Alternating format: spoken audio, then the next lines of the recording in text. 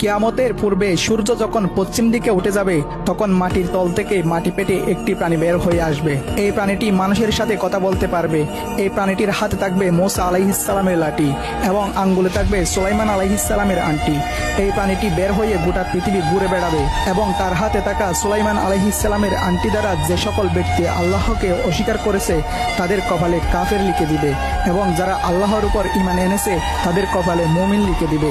সেই সময় পৃথিবীর অবস্থা এমন হবে যে একজন মুমিন আরেকজন মুমিনকে দেখে চিনতে পারবে এবং একজন কাফের আরেকজন কাফেরকে দেখে চিনতে পারবে।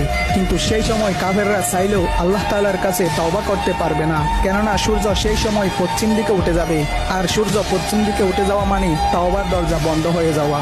এই প্রাণীটি এসে সবাইকে উদ্দেশ্য করে বলবে, মানুষ কোরআনের আয়াত অস্বীকার করত, আর আমিও ছিলাম কোরআনের আয়াতের অংশ।